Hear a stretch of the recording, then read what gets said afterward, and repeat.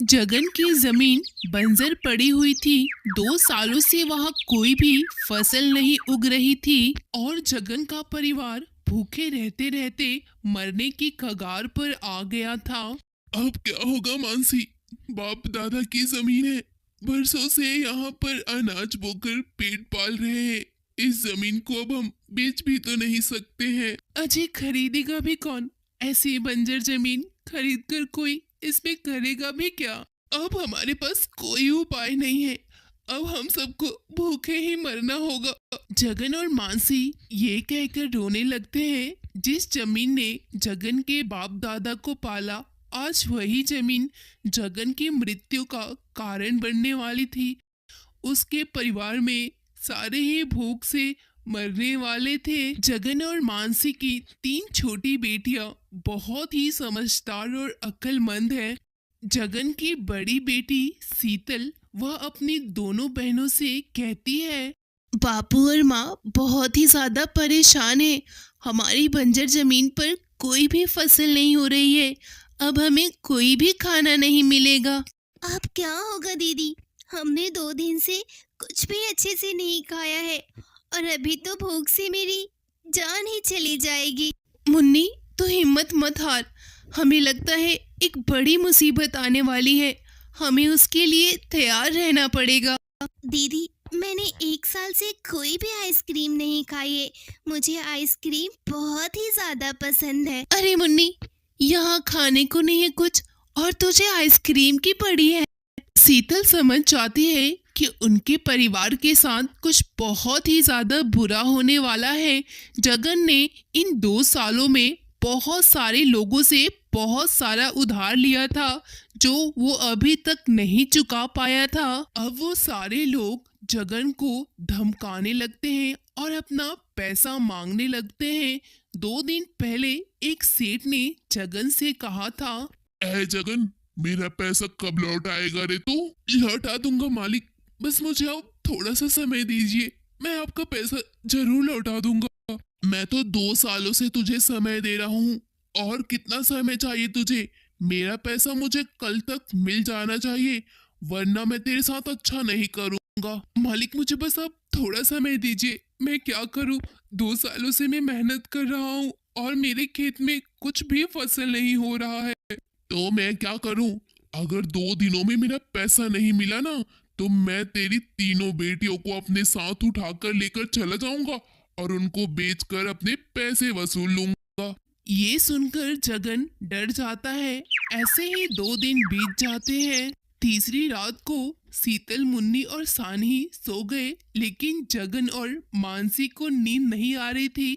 उन्हें भी पता था कि सेठ उनके साथ क्या करने वाला है।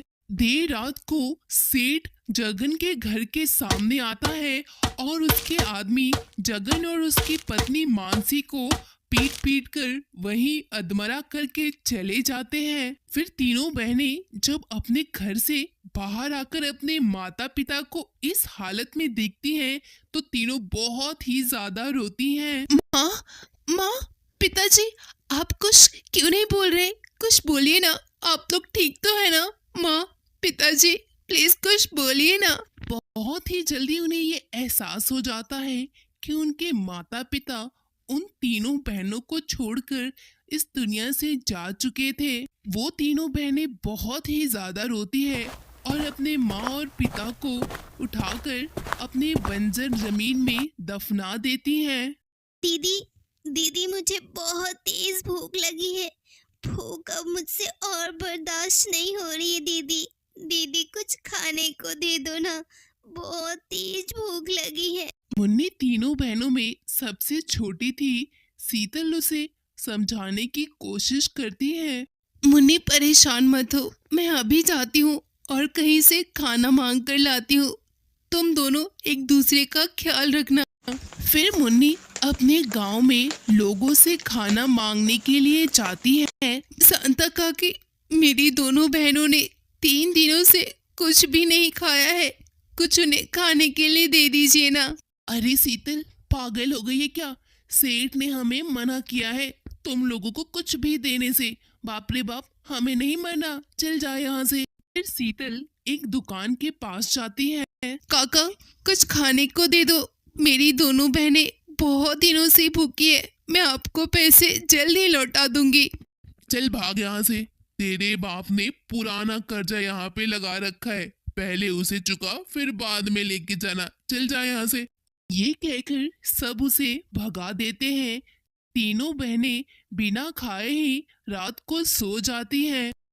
अगले दिन सुबह तीनों बहनें जब उठकर अपने बंजर खेत पर देखती है तो उस खेत पे बहुत सारे पेड़ उग चुके थे, जिसमें बहुत सारे आइसक्रीम लगी हुई थी।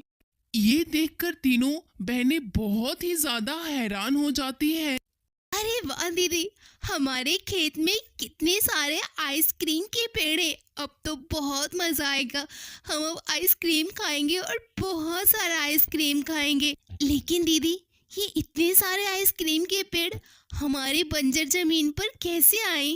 अरे मुन्नी, लगता है हमारे माता और पिताजी हमारे ज़मीन के अंदर दफन हुए हैं ना, तो वो मरने के बाद भी हमारी मदद कर रहे हैं। उन्होंने ही ये आइसक्रीम के पेड़ लगाए होंगे। फिर शीतल आइसक्रीम को पेड़ से तोड़कर उन्हें बाजार में बेच देती है और जो उसे पैसे मिलते हैं वो अपने बहनों के लिए खाने का सामान लाती है। ऐसे ही वो आइसक्रीम बेचकर बहुत सारा पैसा इकट्ठा कर लेती है और सेठ के घर जाकर उसे जितने भी पैसे बाकी थे सारा दे देती है और अपनी बहनों के लिए बहुत ही सुंदर घर बनाती है।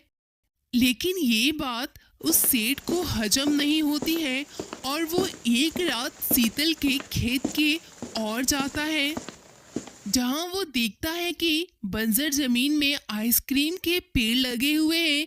वो छुपकर उन खेतों के बीच में जाता है, जहां वो पेड़ उस सेठ को अपने अंदर जकड़ लेते हैं और वो उस मिट्टी के अंदर दफन हो जाता है। फिर शीतल अपनी दोनों बहनों के साथ हंसी खुशी अपने प्यारे से घर में रहने लगती है।